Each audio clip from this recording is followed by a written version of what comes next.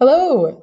In this demo, I'm going to show you how you can create a materialized view directly from a Tableau visualization in dbt. So I'm going to do this in two steps. First, I'm going to show you a really simple example where there aren't many performance gains, and just to illustrate the concept. And then I'm going to show you a much more advanced example where there's huge performance gains, but the queries are a heck of a lot more complex. So starting off here, we're looking at this brand field from this items table in the TPC data source. And you'll notice that we've got kind of the same prefix repeated across many of the brands. So one of the calculations you might want to do is to group together all of the brands that have a common prefix.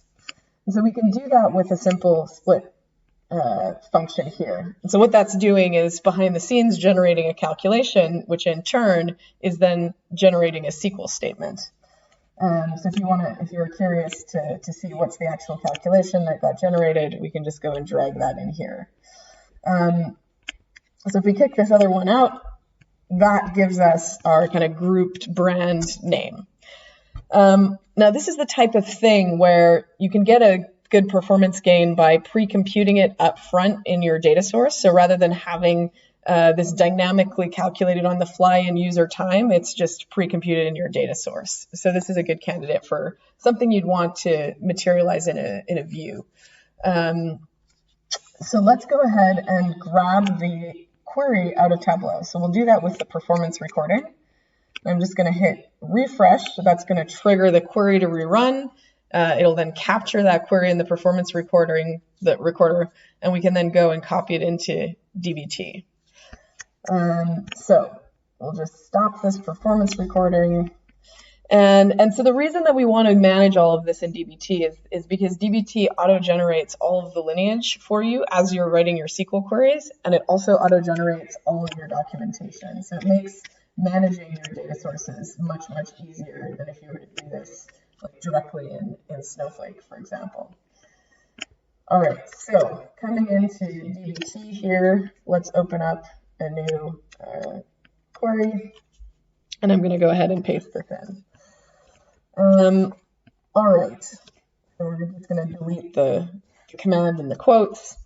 Now you might want to clean this up a bit and call this thing something useful like brand group as an example.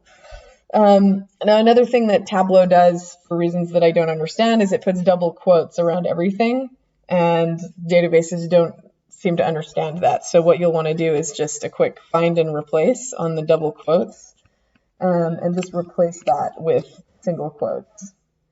I know you're sitting there thinking I could write the query faster than you're editing this one, but trust me, the next one, that is not going to be true. So just bear with me on this example. Okay, so the last thing that we want to do is replace this hard-coded table reference with a source function.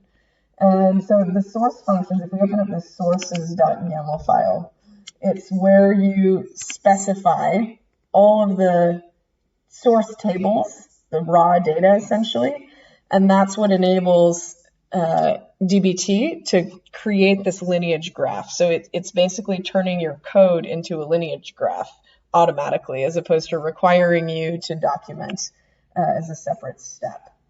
So we've got this item table that we're after in this demo source, and so that's what we're going to call in our source function over here. So I'm going to just go and delete the table name. That'll get automatically generated when it compiles to SQL. Okay, so we want source and the, oops, how do I do quotes on this? There we go, demo, and item is the table name. So if we preview that, it should run the query that gives us exactly the same result sets as we'd seen in Tableau. The moment this is doing a live query, there's nothing to preview. Why is there nothing to preview? Interesting. Sometimes it does this, and I don't know why. It's only day 4 using dbt for me, so haven't got very good at debugging it yet. There we go. Now it's loaded. Okay. So we can go ahead and save this into, I'll save it into models and marts, and I'll call it brand.sql.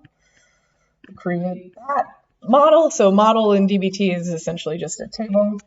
And then we can go and run that, and it's going to create a materialized view. So if we do dbt build, and we want to select our brand, that's what I guess I called it, brand.sql.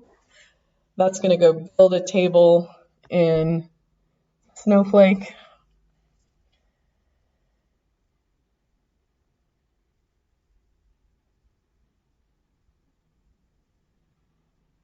Running, there we go, completed successfully. So if we pop over into Snowflake here, and if I hit refresh, we should see, I could have hit refresh on the schema viewer, sorry about that. This takes longer, it's refreshing the whole UI. But what we'll see is that in this schema, this brands table has now appeared, right, with that materialized, oops. All right, I'm not going to try and mess around with Snowflake now. Let's stick to 2 products today. Just believe me that that column is now there.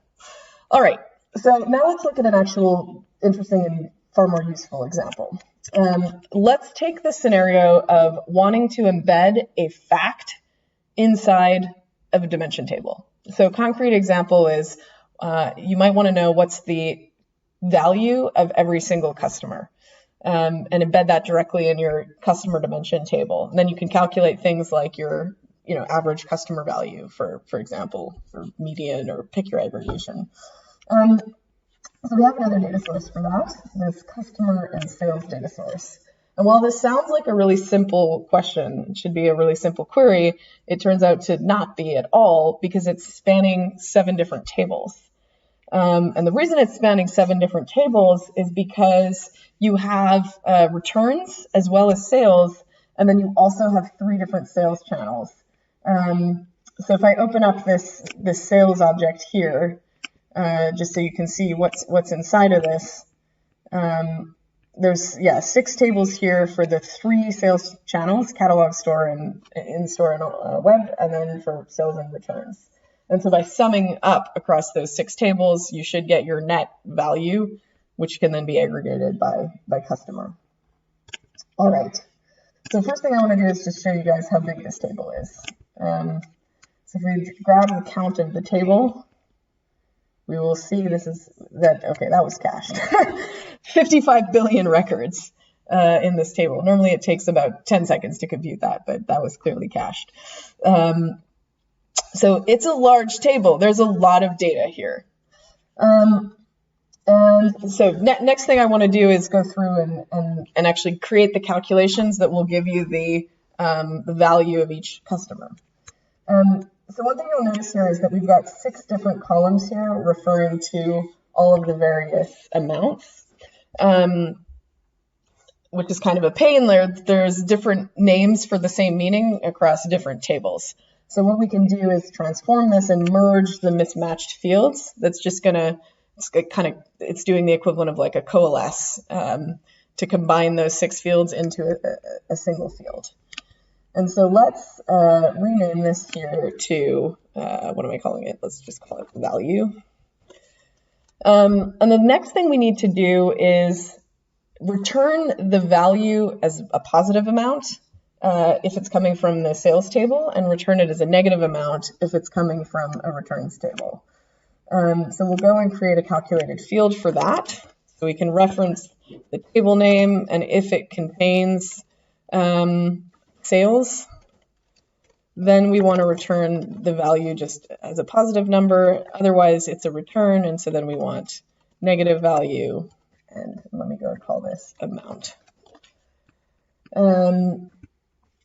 And then we want to group this by customer ID. So if I just hold down Control and drag this on top of customer ID, that's going to automatically create an LOD calculation. And you can actually open the definition of this here. If right-click will work, and we can edit it, and you'll see it's gone and auto-generated this LOD calc, grouping sum of amount by customer ID. So our last thing is we now want to visualize this. We're specifically interested in taking an average of it. So let me go and set the aggregation to be an average. Before I drag that out, I'm going to start the performance recording because this is going to capture the query behind this thing. And I'm going to then hit pause on the video. Otherwise, you're going to be sitting here for 16 minutes while that computes. So see you back here in about 16 minutes.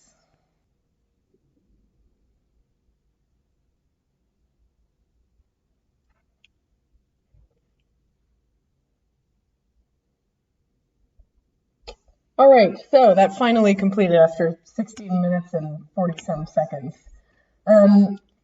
Okay, so let's stop the performance recording. We're going to be able to take a look at this query, and hopefully nobody's going to tell me that they could write this query faster than you can copy-paste source tables into it. So let's go and grab this out of here and paste it into dbt. So we're going to want to we can delete this last bit here. And the command. You'll want to do the same thing where you replace the double quotes. We also want to remove the aggregation from here. So what we actually want to choose is the calculation itself as the customer value. That's what this thing is here. There's a lot of kind of machine generated names in here. So this is customer value.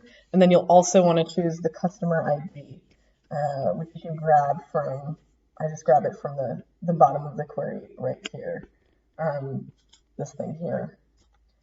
And then I'm not going to go through and do absolutely all of the modifications, but essentially you'll want to replace all of the from clauses here with the source functions. And once you've done all that, you're going to get a query that looks like this. So it's doing the unions across all those tables, the joins, the subqueries, and all of the necessary kind of operations to get that customer value per customer ID. If we take a look at the lineage here, then what I'm doing is joining that back into the customer dimension in a very simple join here. So one is referencing the customer value model, and one is referencing the source table.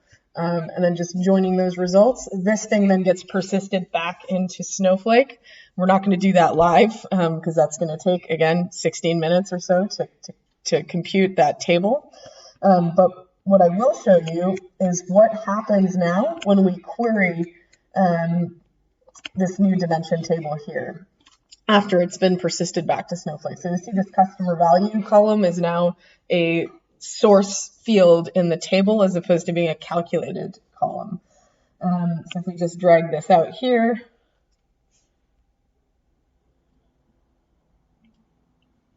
there it was just a couple of seconds instead of 16 minutes. So you get some pretty dramatic performance gains by persisting your facts into your dimension tables, which can easily be done through dbt in order to help manage all of the lineage documentation. And there are lots of other benefits that I've yet to uncover. So we'll stick with this for now.